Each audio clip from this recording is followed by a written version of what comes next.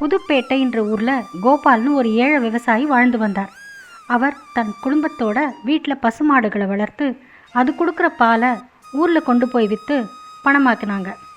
கோபாலுக்கு விவசாய பூமி கொஞ்சம் இருந்தது. அதில் அவர் நெல்லை விவசாயம் செஞ்சு அந்த நெல்லை சந்தையில் கொண்டு போய் விற்று குடும்பத்தை நடத்தி வந்தார்.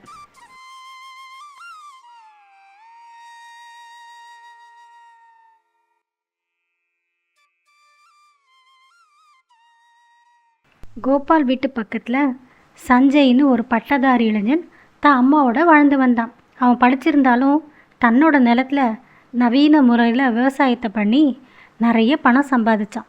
சஞ்சய்க்கு பக்கத்து வீட்டு லக்ஷ்மியை கல்யாணம் பண்ணிக்கணும்னு ஒரு ஆசை இருந்துட்டு தான் இருந்தது. இங்கே பக்கத்து வீட்டு பார்வதி அம்மா தன்னோட பையன் சஞ்சய்க்கு நம்ம பொண்ணை கேட்டாங்க.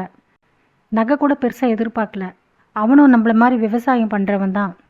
பையன் பொண்ணு ஜாதகம் பொருந்தலம்மா, ரஜ்ஜி தட்டுது, வேற இடம் பாருங்க.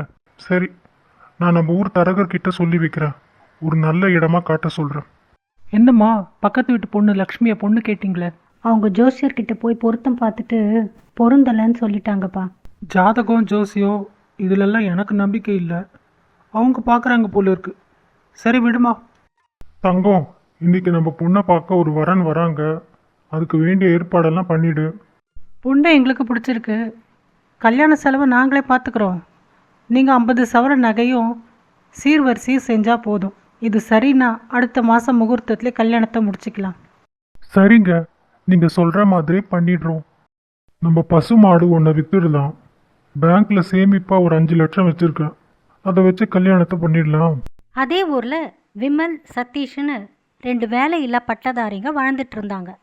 அவங்க தன் தகுதிக்கு தகுந்த வேலை கிடைக்கலன்னு சொல்லிட்டு தெருவில் போகிற பெண்கள்கிட்ட அவங்க கழுத்தில் இருக்க சங்கிலியை அறுத்து அதை எடுத்துன்னு போய் விற்று ரொம்ப ஆடம்பரமாக வாழ்ந்துட்டு இருந்தாங்க.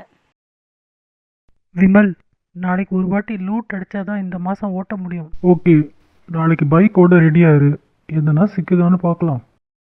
கோபால் தான் பொண்ணு கல்யாணத்துக்காக தான் வீட்டில் இருந்த கறவை மாடை ஊர் சந்தையில் கொண்டு போய் விற்கிறதுக்காக போயிட்டு இருந்தாரு.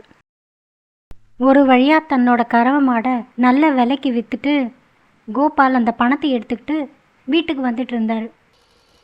அப்போது அந்த வழியாக விமலும் அவனோட ஃப்ரெண்டும் கோபால் கையில் இருக்க பணத்தை பிடுங்கிட்டு பைக்கில் வேகமாக ஓடிட்டாங்க.